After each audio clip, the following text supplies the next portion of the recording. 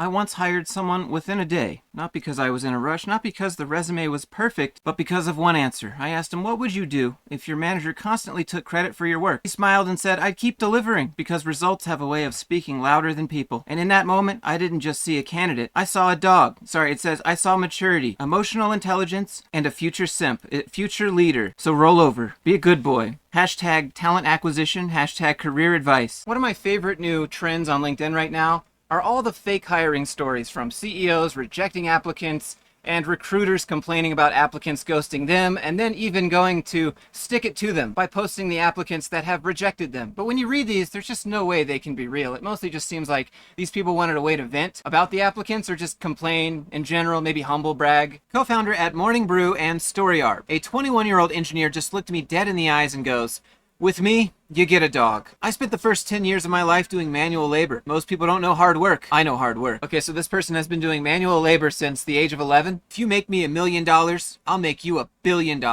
Instant hire. I mean, yeah, it's a no-brainer. The math checks out. I give you $5, you give me $10. Just give me a pat on the head and tell me I'm a good boy. And instead of hiring that person, why not say, hey, have some self-respect. You're not a dog, and we pay fair wages. Maybe you did say that, but if this is the part you wanted to highlight, I just don't think that was the move. I just never thought I'd see someone walk into a position with the collar already on and name tag and everything else. And the comments are naturally, like Airtime says, everyone talks about work ethic. Few deliver it with that kind of energy. That's how you walk into a room and get remembered as the person who will most likely be very easy to overwork and take advantage of for a long time until they threaten to quit, in which you'll probably just promise them some very tiny raise. I mean, that's just like the take advantage of me starter kit. The stuff these CEOs and co-founders brag about sometimes blows my mind. My intern doesn't sleep. Here's a chart of his actual hours of sleep since joining the team. Let's just say Sundays are work hard. Congratulations. You're bragging about burning out your intern. He doesn't sleep.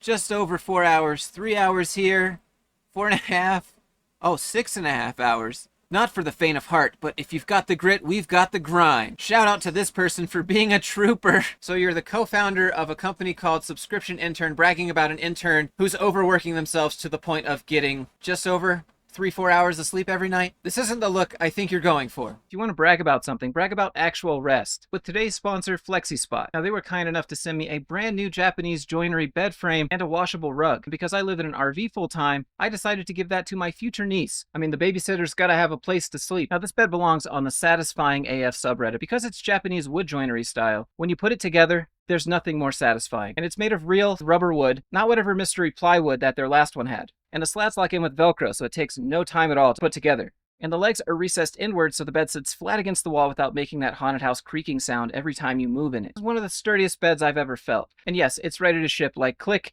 and it's at your door in 3 to 5 days. I set it up in under 15 minutes. And if you want, you can customize it with a headboard. I personally went with the nightstands. And what was really cool was that they came pre-assembled, just in a box, ready to go. And then there's the washable rug because, you know, new nieces and nephews definitely aren't messy. And with the washable rug, you get these cool pads that go together. This is the one we have. I think it's super cool. This became a new room with just these 3 things. Putting it together was really easy. You slap down the pads, Velcro the corners, lay it on. And when it gets gross, just roll it up and toss it in the washing machine. Designed side up like a civilized human being though. But yeah, if you're looking for some quality rest, click the link below to check it out for yourself and use my code for an instant discount. Thanks so much to FlexiSpot for sponsoring today's video. But just when you thought it was over, everything about this candidate looked perfect until I asked one question. Great resume, sharp tonality, confident answers, the kind of interview that makes you think, wow. But then I asked, why sales? Why this company?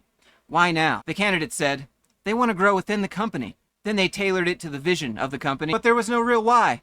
And that's where things fell apart. So the candidate gives a standard human answer of, I'd like to make a living, grow within the company, and they get rejected. If you've ever hired for sales development, you know this moment. The candidate checks all the boxes until you scratch beneath the surface, and you realize there's no fuel, no mission, no reason to stay in the fight when rejection shows up daily. Best hires don't just know the right answers to interview questions, they know their why. And making a living is not the answer to why do you want to work here. Even though you don't work there yet and can only know so much about it because of that, you should still know everything about them. Huge red flag when hiring a developer. I recently interviewed a candidate with a strong background, solid experience, good culture fit, seemed promising. I'm currently making $75,000 a year and I won't move forward unless I'm guaranteed $80,000. Immediate red flag. No, it's not. It's called basic job negotiation. This happens all the time.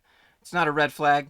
Now this is the part where it seems he made up because he just wants to humble brag and roast the applicant. Their current role, writing a mere few thousand lines of code per week, playing it safe. What a loser. Probably doing things like testing and writing maintainable code. This role was a $75,000 base salary with a clear, realistic path to $150,000. Top contributors get monthly cash bonuses. Every line of code earns you a spot on our company leaderboard. The truly hungry ones are pushing tens of thousands of lines per day. And yet this candidate was stuck on the base salary. Great developers don't play for the guarantee, they play for the leaderboard. They know that true compensation isn't some fixed paycheck, it's about how fast and how much you ship. So right there we have the no true Scotsman, true compensation gatekeeping. If a developer is worried about a stable salary instead of their ability to brute force success, they're telling me everything I need to know. They'd rather coast at a comfortable 2,000 lines of code a week instead of gunning for the elite 20,000 plus club. I mean, with AI, you can just automate it yourself. Does it even matter anymore? That's not a 10x engineer, that's a red flag. Hashtag code more, earn more. Wouldn't it be create more value, earn more? Now next we have a recruiter getting revenge, so to speak, getting back at an applicant that declined their offer. This is why you don't ghost good recruiters. Are you a good recruiter, Jeremy? 4 months ago I messaged this physician about a great opportunity and no reply, just silence. Today she's publicly posting that she's looking for work. Here's the takeaway. The best time to build relationships with recruiters is before you need one. Not every message will be your dream job, but the right one can change your entire career path. You really showed Margaret who's boss here. If you've ever used LinkedIn, then you know that you get 1,000 messages a day from recruiters that are just mostly bots anyways, and the opportunities never match up. But what do you think? What sort of fake hiring stories have you seen on LinkedIn lately?